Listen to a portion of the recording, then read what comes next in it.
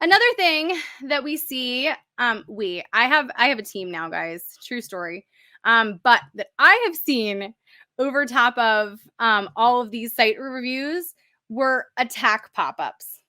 And what I mean by attack pop-ups, I don't mean, just the sign up for my newsletter or sign up for this freebie or whatever it is kind of pop-up. I'm talking about it's this pop-up. It's another pop-up over there. It's a slider at the bottom. It's a video ad that's playing over now. It's another thing on this side. And it becomes so much. Next thing I know, I can't even read the text that I'm there to read. And now I've just been annoyed so badly, I leave the site.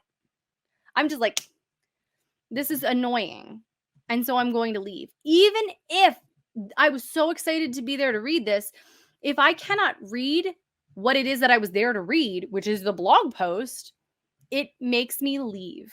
And that's not what we want people to do. We want them to be like, oh my gosh, yes, I'm here for it. The way that I had heard, if you're going to be doing a pop-up for your email list growth, that's fine. You can do that if you choose to.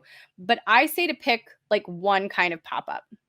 If you're doing pop-ups or of any kind on your site, now I know that Google has also said that they're going to start knocking people for SEO, having too many pop-ups on their site, or for having it so that things are difficult to read on the site. We want to avoid that. If you are doing this, if you are doing a pop-up, because again, this is a way to get people's attention. This is a way to get people's email addresses. And I did not come up with this. I can't remember who came up with it. But when I heard it, I was like, yes, that's the one. If you are going to be doing this, remember, because we all know that these are annoying. Like, we're all there. Your freebie, your incentive has to be more awesome and helpful than it is annoying than it's in a pop-up. Your freebie has to be more helpful, more awesome, more actionable than the pop-up is annoying. So it has to kind of like, if it's a scale, it has to be more valuable. It has to be more helpful.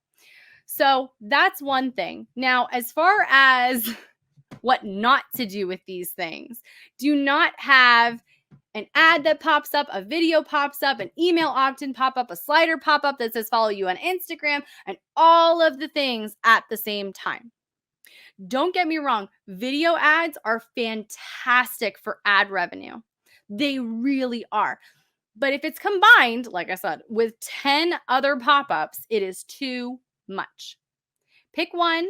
I have my video ads turned on still because they make a lot of money.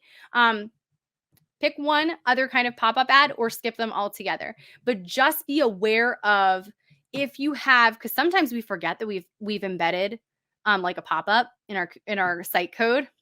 I did that. The next thing, this is another big one.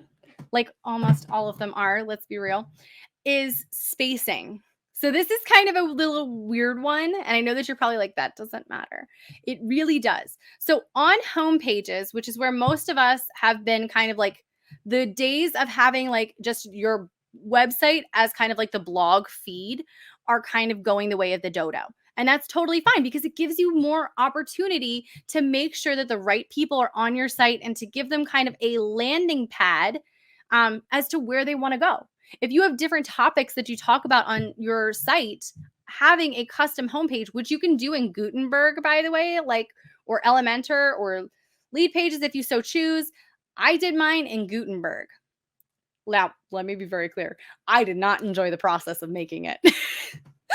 I did not like Gutenberg. I did not. It made me cranky. But I did it myself, and it took a while to get it where I want it to be.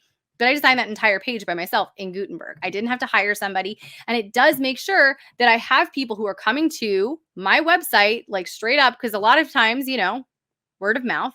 If somebody shows up on your site and they're like, wow, I really liked this post, sometimes they'll go straight to your homepage. Sometimes they'll click around on the post that you're saying, like related posts inside.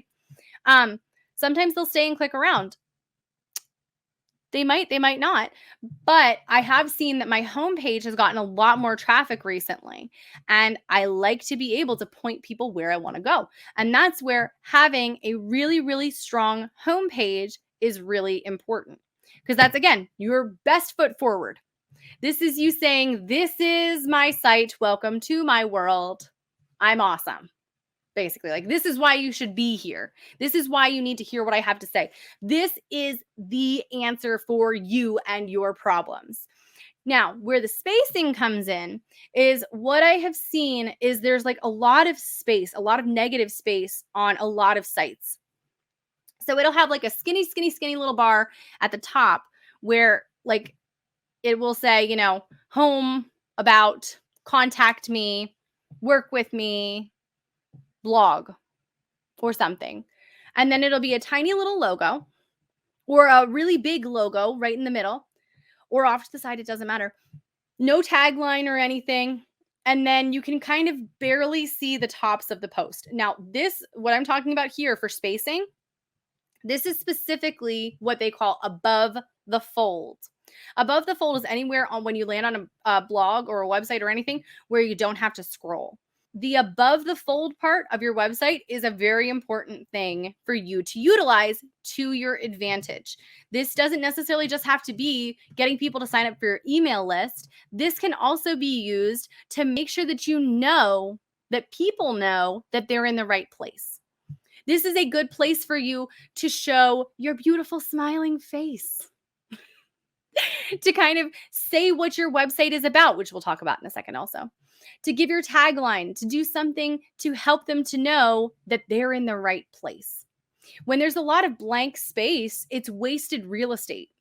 This above the fold part on your website is really important. And sometimes just changing it up and making it yourself in Gutenberg and literally like I looked at true story, Amy Porterfield. I looked at Amy Porterfield's website when I wanted to see what kind of like a welcome mat she was using. And it was a picture of her with like you're in the right place if you blankety blank, basically kind of a statement right there. And that's what I did on my site. I have a picture of myself so that people can know who I am, what I look like, what I'm about. It's still branded with the colors and pink and gold and everything like that. But you know right from the get-go if my site is for you.